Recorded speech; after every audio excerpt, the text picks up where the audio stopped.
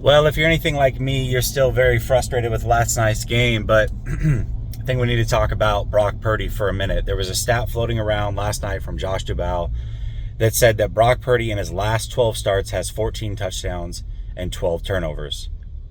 Well, that game includes the Ravens game, which a lot of people don't want to include for some reason because, yes, it accounted for 4 turnovers, but those turnovers still count, and they got mocked in that game against a good defense. Okay, well, let's look at this season.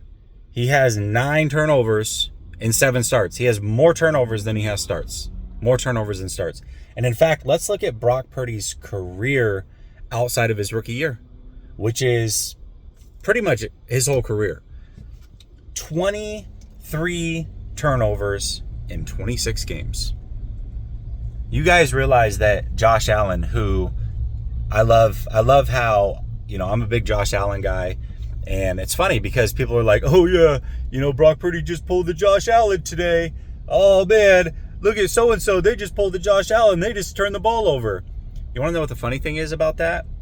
Is over that same 26 game span, Josh Allen has also played 26 games.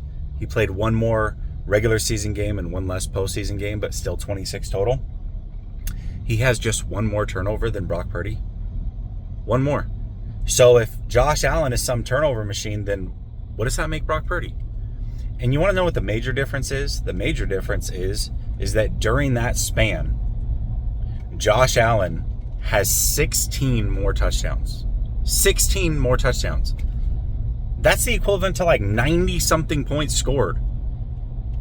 The reason that I'm a big Josh Allen guy, and I think he's number 2, is because I know what he has to shoulder with that offense. I watch him almost every single week, and he has to account for so much, and he has for a long time.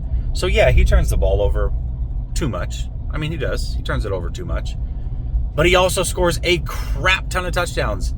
He has more touchdowns than everybody else during the last 3 years played of football. More than everybody. That includes Patrick Mahomes. And when he gets to the playoffs, he turns it up a notch. He has like 26 touchdowns to 7 turnovers in his playoff career.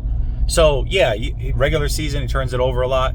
He still accounts for a ton of touchdowns, and he scores a lot of touchdowns in the playoffs and doesn't turn it over a lot. And this year, when you look at him, he has, I think, 15 touchdowns to 2 turnovers and 0 interceptions in 7 games. Brock Purdy has 9 turnovers in 7 games. Brock Purdy's a player who, in the draft that he was coming out, I had him as a round 3 prospect. And the reason I didn't have him higher had nothing to do with his size, had nothing to do with his lack of physical prowess, had everything to do with the fact that he turns the ball over too much. He did it in college, and now this is who he has become in the NFL. This is not a small sample size. This is a majority of his career. Whether you take the 12-game sample size, which is over a third of his career, whether you take the 26-game sample size, which is basically his whole career outside of the rookie year, it is his whole career outside of his rookie year, he turns the ball over a ton. And he doesn't account for enough touchdowns to make up for it. He just doesn't. And yeah, you can look at it and be like, oh, well, I mean, a majority of those came in 4, 5, 6 games. Yeah, okay. And so when he plays the best defenses, you can almost guarantee he's going to turn the ball over at least 2 times and probably 3 or 4. How does that make it any better? To me,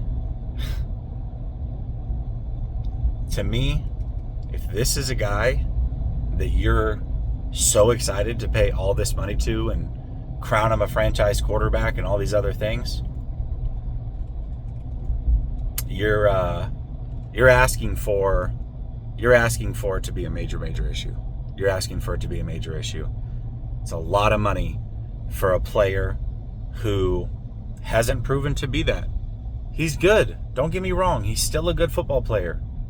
Good football player. He's just not elite. And that much is clear.